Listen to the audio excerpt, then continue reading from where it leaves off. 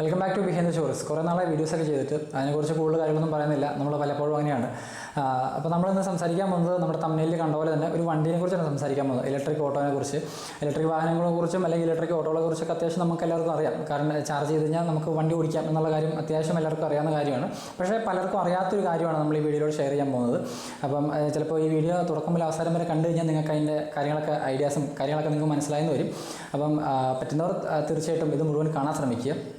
അപ്പോൾ നമ്മൾ തമ്മിൽ പറഞ്ഞൊരു കാര്യം എന്താ പറയുക, ഒരു 5 മിനിറ്റ് ചാർജ് ചെയ്യുന്നതോടെ നമുക്ക് 110 കിലോമീറ്റർ വരെ ഓടാമെന്നുള്ളൊരു കാര്യമാണ് നമ്മൾ തമ്മിലിലൂടെ പറഞ്ഞിരിക്കുന്നത്. അപ്പോൾ അതൊരിക്കലും ഒരു എന്താ പറയുക, നിങ്ങളെ ആകർഷിക്കാനോ അല്ലെങ്കിൽ ഒരു ഫേക്കായിട്ടുള്ള ഒരു കാര്യം പറഞ്ഞ് ചാനലിലോട്ട് ആൾക്കാരെ കൊണ്ടുവരാനോ വേണ്ടി ചെയ്തൊരു കാര്യമല്ല. അത് റിയൽ ആയിട്ടുള്ളൊരു കാര്യമാണ്. അത് ചിലപ്പം നിങ്ങൾക്ക് ഈ വീഡിയോ ഫുള്ളായിട്ട് കണ്ടു കഴിയുമ്പോൾ നിങ്ങൾക്ക് കാര്യങ്ങൾ മനസ്സിലാവും. അപ്പോൾ മാക്സിമം വീഡിയോ ഫുള്ളായിട്ട് കാണാൻ ശ്രമിക്കുക. നമ്മൾ സംസാരിക്കുന്ന ഈ ഒരു വാഹനത്തെക്കുറിച്ചാണ്. ഇത് ആപ്പ എന്ന് പറയുന്ന കമ്പനിയുടെ ആപ്പ ECT എന്ന് പറഞ്ഞൊരു ഇലക്ട്രിക് ഓട്ടോയാണ്. ഇന്ന് കൊച്ചി സിറ്റിയിലൊക്കെ കൂടുതൽ നമുക്കത് കാണാൻ പറ്റും. ഇതിന് 2 ടൈപ്പ് വണ്ടിയുണ്ട്. ഒന്ന് ചാർജ് ചെയ്യാവുന്നതും മറ്റൊന്ന് ചാർജ് ചെയ്യാൻ പറ്റാത്തതുമാണ്. ചാർജ് ചെയ്യാൻ പറ്റാത്തതെന്ന് പറയുമ്പോൾ ഡീസലോ പെട്രോളോ കാര്യങ്ങളൊന്നുമല്ല, അതും ചാർജിങ് തന്നെയാണ്. പക്ഷേ നമ്മൾ ഇപ്പോൾ കറണ്ടിൽ കുത്തി ചാർജ് ചെയ്യുന്ന ആ ഒരു ഫെസിലിറ്റി അല്ല ഈ വണ്ടിയിൽ നമുക്കുള്ളത്. അപ്പോൾ അതിനെക്കുറിച്ചാണ് നമ്മൾ ഈ വീഡിയോയിൽ മെയിനായിട്ട് പറയുന്നത്. കാരണം അങ്ങനെ ഒരു ഫെസിലിറ്റിയെക്കുറിച്ച് പല ആൾക്കാർക്കും അറിയത്തില്ല. അങ്ങനെ അറിയത്തില്ലെന്ന് പറയാൻ കാരണം, വണ്ടിയിൽ പല ആൾക്കാരും കയറുമ്പോൾ ചോദിക്കും ഇതിൻ്റെ ചാർജിങ് എത്ര, മൈലേജ് എത്ര, അല്ലെങ്കിൽ ഇതിൻ്റെ കിലോമീറ്റർ എത്ര എന്നൊക്കെ ചോദിക്കുമ്പോൾ ഇങ്ങനെ വണ്ടിനെക്കുറിച്ച് ഡീറ്റെയിൽസ് പറയുമ്പോൾ അവർ ചോദിക്കും ഇങ്ങനെയൊക്കെയുള്ള സംവിധാനം നമ്മുടെ നാട്ടിലുണ്ടോ എന്ന് അത്ഭുതത്തോട് ചോദിക്കാറുണ്ട്. അപ്പോൾ ഒരുപാട് പേര് അങ്ങനെ ചോദിച്ച് കേട്ടിട്ടുണ്ട്. അതുകൊണ്ടാണ് പറഞ്ഞത്, പലർക്കും ഈ ഒരു ഫെസിലിറ്റി അറിയത്തില്ല, ഇങ്ങനെ ഒരു സംഭവം നമ്മുടെ നാട്ടിലുണ്ടെന്നുള്ള കാര്യം. ഇത് പുറത്ത് ബാംഗ്ലൂരും കാര്യങ്ങളൊക്കെ ഉണ്ടെന്ന് തോന്നുന്നു. കാരണം അവിടെയൊക്കെ ബൈക്കിൽ ഇതിൻ്റെ ഈ ഒരു സംവിധാനം ഉപയോഗിക്കുന്നുണ്ട്. അപ്പോൾ അതെന്താണെന്ന് നമുക്ക് ഡീറ്റെയിൽ ആയിട്ട് പറയാം.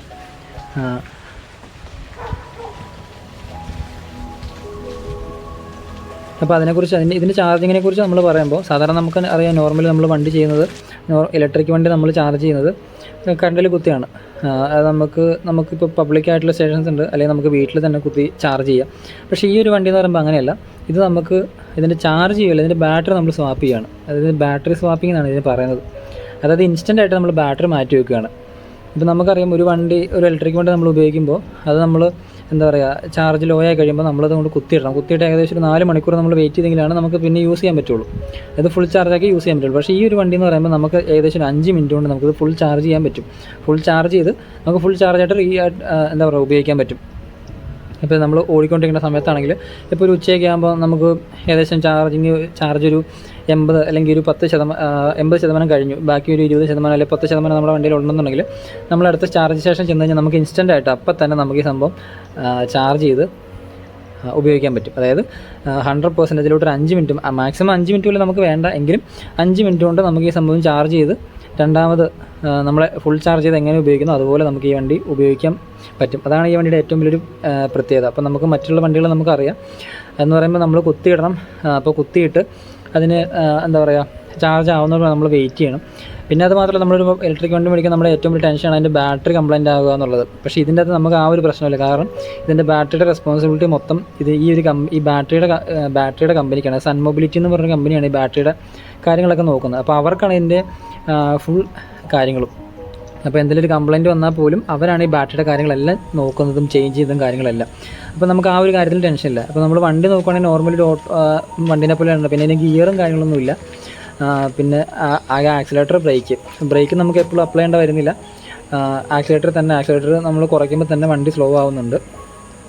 നോർമലി ഓട്ടോ ഓടിക്കുന്നതിനേക്കാളും എന്താ പറയുക, കുറച്ചുകൂടി കംഫർട്ടബിളാണ്. ഇപ്പോൾ ട്രാഫിക്കിലൊക്കെ ആണെങ്കിലും നമുക്ക് കൂടുതൽ ഇത് കംഫർട്ടബിളാണ്. കാരണം കൈക്ക് ഒരുപാട് സ്ട്രെസ് സ്ട്രെയിനോ വരുന്നില്ല. പിന്നെ കാലിന് ഒരുപാട് ബുദ്ധിമുട്ട് വരുന്നില്ല. അങ്ങനെയുള്ള കുറച്ച് കാര്യങ്ങളും ഈ വണ്ടിയിലുണ്ട്. പിന്നെ നോർമൽ കാണുന്ന രീതിയിലൊക്കെ തന്നെ ബാക്കിയുള്ള ഇൻഡിക്കേറ്ററും ബാക്കിയുള്ള സംഭവങ്ങളൊക്കെ നോർമലി നമ്മളുടെ വണ്ടിയിൽ കാണുന്ന എങ്ങനെയാണ് അതുപോലെ തന്നെയാണ് ഇതിലുള്ളത്.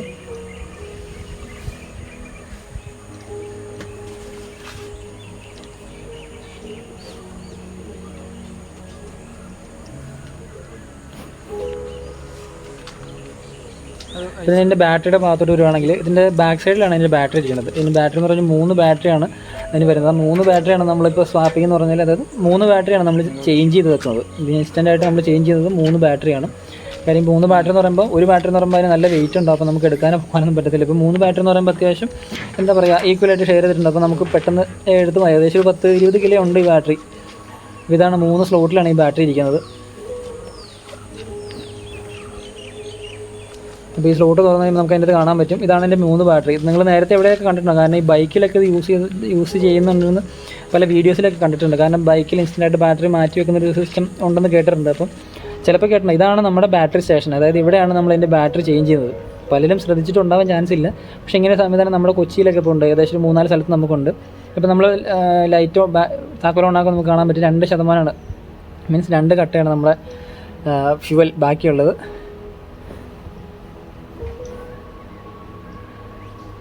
അപ്പോൾ നമ്മൾ സ്റ്റേഷൻ ചെന്ന് കഴിഞ്ഞാൽ നമുക്ക് ഇതിൻ്റെ അകത്തൊരു എന്താ പറയുക നമ്മുടെ താക്കോലൊരു ഇതുണ്ട്, ഒരു കീ ചെയിൻ ഉണ്ട്. ആ കീ ചെയിൻ നമ്മളിവിടെ ടാപ്പ് ചെയ്തെങ്കിലാണ് നമ്മുടെ വണ്ടി അവർ ഐഡൻറ്റിഫൈ ചെയ്യും. അതിലെത്ര ബാലൻസ് ഉണ്ടെന്നൊക്കെ നമുക്കറിയാം. നമുക്കത് റീചാർജ് ചെയ്യാൻ സാധിക്കും. നമുക്ക് ആപ്ലിക്കേഷൻ ഉണ്ട്. ആപ്ലിക്കേഷൻ വഴി റീചാർജ് ചെയ്താണ് 549 നമ്മളതിൽ ബാലൻസ് ഉണ്ട്. അപ്പോൾ ഇപ്പോൾ നമുക്ക് അതിൻ്റെ ഡോക്ക് ഇപ്പോൾ അതിൻ്റെ ഒരു ഡോക്ക് ഫ്രീ ആയിട്ടുണ്ടാകും. ആ ഡോക്ക് ഇപ്പോൾ ഓപ്പൺ ആയിട്ട് വരും. ശ്രദ്ധിച്ച് കഴിഞ്ഞാൽ കാണാൻ പറ്റും. ഇപ്പോൾ എന്താണ് ഒരു ഡോക്ക് ഓപ്പൺ ആയിട്ട് പോകുന്നു. ഈ ഡോക്കിലോട്ട് നമ്മുടെ വണ്ടിയിലുള്ള ഒരു ബാറ്ററി, അതായത് ഫസ്റ്റ് ചേഞ്ച് ചെയ്യേണ്ട ഒരു ബാറ്ററി നമ്മൾ എടുത്ത് ഇപ്പോൾ തുറന്നു വന്ന ആ ഡോക്കിലോട്ട് നമ്മൾ വെക്കണം. ഇപ്പോൾ നമുക്കിവിടെ കാണാൻ പറ്റും അതിൻ്റെ അത് ഒരു ലോക്കുണ്ട്. ആ ലോക്ക് ജസ്റ്റ് ടച്ച് ചെയ്ത് കഴിയുമ്പോൾ ലോക്ക് കഴിയും. അപ്പോൾ ലോക്ക് ഊരിക്കഴിഞ്ഞാൽ നമുക്ക് ഇതെടുത്ത് നമ്മുടെ ഇപ്പോൾ തുറന്നു വന്ന ഡോക്കിലോട്ട് നമ്മൾ ഇൻസേർട്ട് ചെയ്യണം. ഇൻസേർട്ട് ചെയ്ത് അടയ്ക്കുക. അങ്ങനെ ഈ 3 ബാറ്ററി നമ്മൾ എന്ത് ചെയ്യാം, അത് ഇപ്പോൾ നമ്മൾ ഒരു ബാറ്ററി നമ്മൾ ഇൻസേർട്ട് ചെയ്ത് അടച്ച് കഴിയുമ്പോഴത്തേക്കും അവിടെ ഫുള്ളായിട്ട് ചാർജ് ചെയ്യുന്ന ഒരു ബാറ്ററി നമുക്ക് ഓപ്പണായി കിട്ടും. അത് നമ്മളെടുത്ത് നമ്മുടെ വണ്ടിയിലോട്ട് അത് നമ്മൾ ഊരി ആ ബാറ്ററിയുടെ സ്ലോട്ടിലോട്ട് നമ്മൾ അവിടെ നിന്ന് കിട്ടിയ ബാറ്ററി ഇതാക്കി വെക്കുക. അതിനുശേഷം 3 ബാറ്ററി നമ്മൾ ചേഞ്ച് ചെയ്ത് കഴിയുമ്പോൾ നമുക്ക് ഏകദേശം നമ്മുടെ ഇതിൽ പിടിച്ചത് 166 രൂപയാണ്. ബാക്കി 383 രൂപ നമുക്കിതിലുണ്ട്. ഇപ്പോൾ നമുക്കിവിടെ കാണാം ഫുൾ ചാർജ് ആയിട്ടുണ്ട്. അപ്പോൾ നമുക്ക് ഈ ബാറ്ററി ഒരു തവണ മാറ്റി വെക്കാൻ വരുന്ന ചിലവെന്ന് പറഞ്ഞാൽ ഫുള്ളായിട്ട് ഡ്രൈ ആയി കഴിഞ്ഞാൽ 200 രൂപ വരും. പക്ഷേ നമുക്ക് ഏകദേശം ഒരു കട്ടയൊക്കെ ഉള്ളപ്പോൾ നമ്മൾ എന്തായാലും കൊണ്ടുപോയി ചാർജ് ചെയ്യും. കാരണം ഫുള്ളായിട്ട് ഡ്രൈ ആവാൻ സമ്മതിക്കില്ല. അപ്പോൾ ഏകദേശം ഒരു 180 രൂപ, 170 രൂപ, 160 രൂപ അങ്ങനെയൊക്കെയാണ് വരുന്നത്. പിന്നെ ഒരു പ്രാവശ്യം ചാർജ് ചെയ്ത് കഴിഞ്ഞാൽ 110 കിലോമീറ്റർ വരെ നമുക്ക് ഓടാൻ പറ്റും. അതായത് 100-110 കിലോമീറ്റർ വരെ നമുക്ക് കണ്ടിന്യൂസ് ആയിട്ട് ഓടാൻ ഈ വണ്ടിയിൽ പറ്റും. അതാണ് ഇതിൻ്റെ ഒരു പ്രത്യേകത. അപ്പോൾ ഏകദേശം വീഡിയോ ഫുള്ളായിട്ട് കണ്ട ആൾക്കാർക്ക് ഏകദേശം കാര്യങ്ങൾ മനസ്സിലായിട്ടുണ്ടാവും. ഈ വാഹനം എങ്ങനെയാണ്, ഇതിൻ്റെ ഉപയോഗം എങ്ങനെയാണ്, ഇതിൻ്റെ അഡ്വാൻറ്റേജ് തന്നെയാണ്, ഇതിൻ്റെ ഡിസഡ്വാൻറ്റേജ് തന്നെയാണ് എന്നുള്ള കാര്യങ്ങളൊക്കെ ഏറെക്കുറെ അത്യാവശ്യം എല്ലാം മനസ്സിലായിട്ടുണ്ടാവുമെന്ന് വിചാരിക്കുന്നു. അപ്പോൾ നമ്മൾ ഈ വീഡിയോ ചെയ്ത ഒരു പ്രൊമോഷനോ അല്ലെങ്കിൽ മറ്റുള്ള കാര്യങ്ങൾക്ക് വേണ്ടിയിട്ടല്ല. നമ്മുടെ നാട്ടിൽ ഇങ്ങനെ ഒരു സംവിധാനമുണ്ട്. അത് പലർക്കും അറിയത്തില്ല. കാരണം നമ്മളിങ്ങനെ ഓട്ടം പോകാൻ നേരത്തൊക്കെ പല ആൾക്കാരും കയറുമ്പോൾ അവർ ചോദിക്കാറുണ്ട്, അപ്പോൾ ഇങ്ങനൊരു സംവിധാനം നമ്മുടെ നാട്ടിലുണ്ടോ എന്ന് ഒരു വലിയ അത്ഭുതത്തോടെ അവർ നമ്മളോട് ചോദിക്കാറുണ്ട്. അപ്പോൾ നമുക്ക് മനസ്സിലായി പല ആൾക്കാർക്കും ഈ ഒരു കാര്യം, ഇങ്ങനൊരു സംവിധാനം നമ്മുടെ നാട്ടിലുണ്ടെന്നുള്ള കാര്യം അറിയത്തില്ല. അപ്പം അതൊന്ന് മറ്റുള്ളവരോട് ഷെയർ ചെയ്യണമെന്ന് തോന്നി. അറിയാത്തവർ അറിഞ്ഞിരിക്കട്ടെ, അത് നല്ലൊരു കാര്യമാണല്ലോ. അപ്പം ഇതൊരു എന്താ പറയുക, മറ്റ് വണ്ടിനെ പ്രൊമോട്ട് ചെയ്യണതോ അല്ലെങ്കിൽ നിങ്ങൾ ഈ വണ്ടി മേടിക്കണമെന്നോ നിങ്ങളിത് ഉപയോഗിക്കണമെന്നോ അത് അങ്ങനെയൊന്നും വേണ്ടി ചെയ്തതല്ല. ഇങ്ങനൊരു കാര്യം നമ്മുടെ നാട്ടിലുണ്ട്, അതൊന്നും നിങ്ങൾ അറിയിക്കാമെന്ന് തോന്നി. അപ്പം വീഡിയോ ഫുള്ളായിട്ട് കണ്ട ആൾക്കാർക്ക് കാര്യങ്ങളൊക്കെ മനസ്സിലായിട്ടുണ്ടാകും. നമ്മൾ വീഡിയോയിൽ ഡീറ്റെയിൽ ആയിട്ട് കാര്യങ്ങളെല്ലാം പറഞ്ഞിട്ടുണ്ട്. അപ്പം യൂട്യൂബിലൊക്കെ സെർച്ച് ചെയ്തിട്ട് ഈ രീതിയിലൊരു വീഡിയോ ആരും ചെയ്തതായിട്ട് ഞാൻ കണ്ടില്ല. അതുകൊണ്ടല്ല ഇത്ര ഡീറ്റെയിൽഡ് ആയിട്ടൊരു വീഡിയോ ചെയ്തത്. അപ്പം നിങ്ങൾക്ക് വീഡിയോ ഇഷ്ടമായിട്ടുണ്ടെങ്കിൽ തീർച്ചയായിട്ടും ലൈക്ക് ചെയ്യുക, നിങ്ങളുടെ അഭിപ്രായങ്ങൾ കമൻറ്റ് ചെയ്യുക, പിന്നെ നമ്മുടെ ചാനൽ സാധിക്കുമെങ്കിൽ സബ്സ്ക്രൈബ് ചെയ്യുക. അപ്പോൾ അടുത്തൊരു വീഡിയോയിൽ കാണുന്നവരെ ഗുഡ് ബൈ.